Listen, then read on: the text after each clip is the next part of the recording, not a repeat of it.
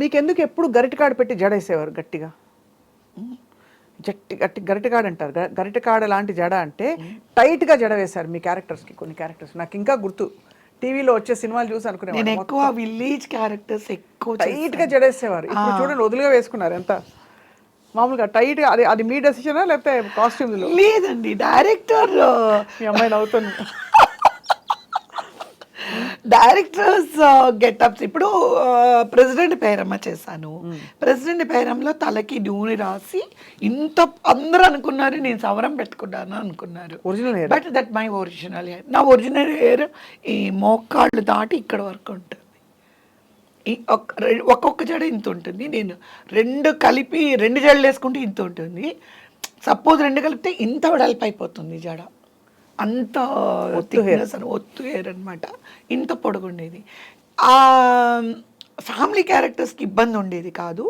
Modern వచ్చేటప్పటికి మా hair dressers రోజు అది కట్ పండుగని చొల్లి అదే చెప్తున్నా, అది చుట్టండి అని మా అమ్మ చెప్తే మేము చేయలేము, ఇంతవరకు కట్ చేయమా, ఇంతవరకు కట్ చేయమా, పోనీ ఇంతవరకైనా కట్ చేయమా అంటే ఇంకా నేను ఏడుపు. నాకు సినిమాలే వద్దు, నేను ఈ విగ్గులు నేను పెట్టుకోను, నా జుట్టు కట్ చేయొద్దు, ఏ మోడర్న్ డ్రెస్ వేసుకుంటే జుట్టు ఇంత పొడుగు ఉండకూడదు, గొడవ పెడితే నాకు దండం పెట్టి మా హెయిర్ డ్రెస్సర్లు నీగ్రోస్ లాగా ఇంతంత జళ్ళు వేసి వాటిని మొత్తం లోపల పెట్టి పిన్నులు పెట్టి నెట్ వేసి దానిపైన ఇంతంత విగ్గులు పెట్టేవారు. కానీ మీరు అబ్జర్వ్ చేయండి సార్, ఎప్పుడైనా ఆ విగ్గులు కూడా ఇంత ఎత్తుంటాయి, ఎందుకంటే లోపల అంత జుట్టు. సో బట్ నేను ఎప్పుడు కూడా నా ఒకే ఒక డిసప్పాయింట్మెంట్ ఏముండేది అని అంటే, కొంతమంది రాఘవేంద్రరావు గారి డైరెక్షన్లో నేను హీరోయిన్గా చేయలేదు, దాసరి నారాయణరావు గారి సినిమా ఒక్క ప్రేమాభిషేకం, అందరూ ఏమంటారంటే అప్పుడు రాఘవేంద్ర నువ్వు చూస్తేనే చిన్న పాపలాగా అనిపిస్తావు, మా కంటికేమో మా ఆనట్లేదు అనేవారు. ఇట్స్ ఓకే, ఎందుకంటే వాళ్ళ పాయింట్ ఆఫ్ వ్యూలో they should feel comfortable. Correct. So but still I achieved so much. You are completely, మీ స్పేస్ మీకుంది. అంటే మీ స్పేస్లోకి ఎవరు రాని ఒక స్పేస్ మీరు క్రియేట్ చేసుకున్నారు మీకోసం. ఆంధ్ర గవర్నమెంటు చెన్నారెడ్డి గారు ఆయన సీఎంగా ఉన్నప్పుడు నాకు కళాసుందరి బిరుదు ఇచ్చారు.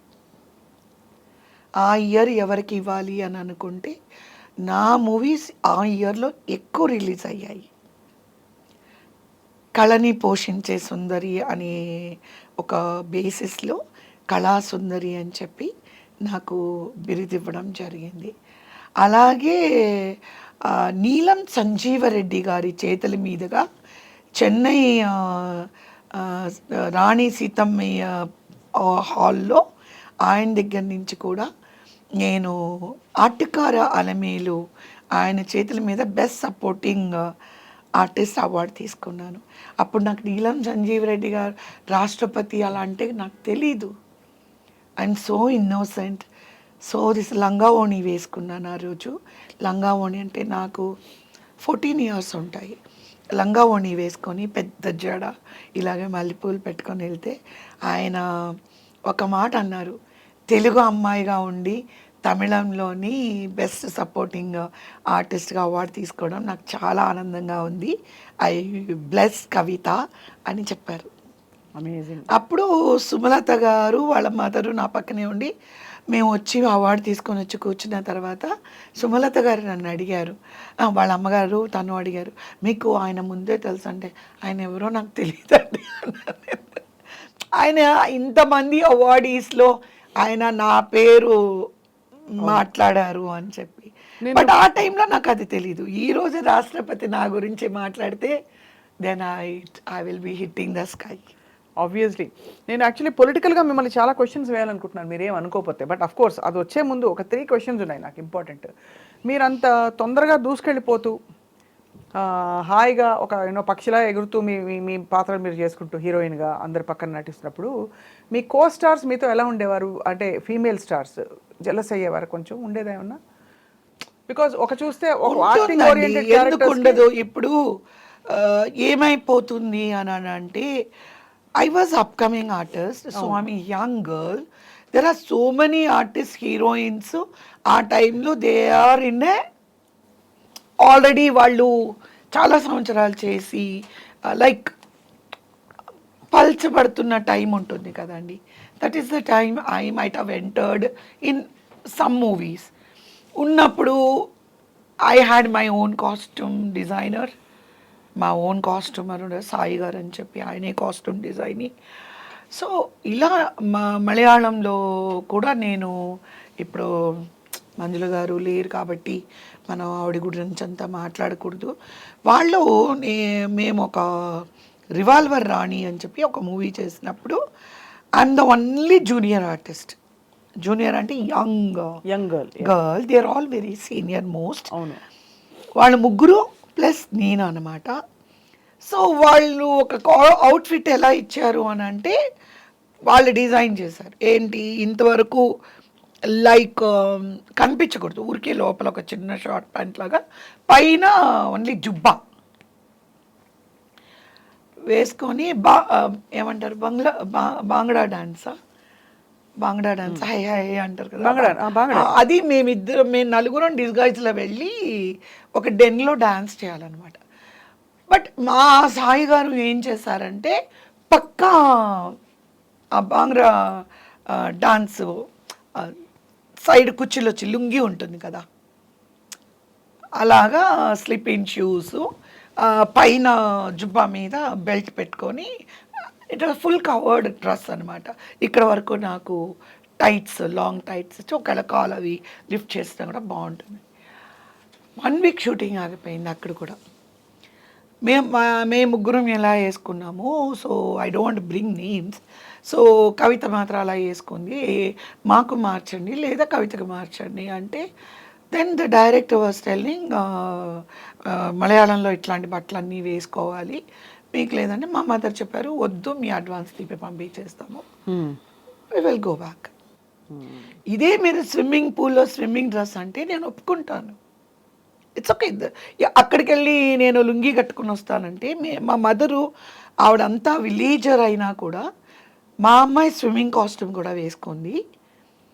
ఒక బాంగ్లా డాన్స్ అంటే ఎట్లా అవుట్ఫిట్ మీరు అదే కదా వేయాలి, మీరు కింద లుంగి తీసి ఉట్టి జుబ్బా వేసుకొని మీరు డాన్స్ చేయమంటున్నారు, చెయ్యము, మేము వెళ్ళిపోతామని అన్నీ ప్యాక్ చేసుకున్నారు. మరి ఏమనుకున్నారో ప్రొడ్యూసరు, ఇట్స్ ఓకే అని చెప్పేసి నేను మాత్రం అదే కాస్ట్యూమ్లో చేస్తే, బట్ ఆ ముగ్గురు ఆర్టిస్టులు హోల్ షెడ్యూల్ నాతో మాట్లాడలేదు. మంజుల గారు జయకుమారి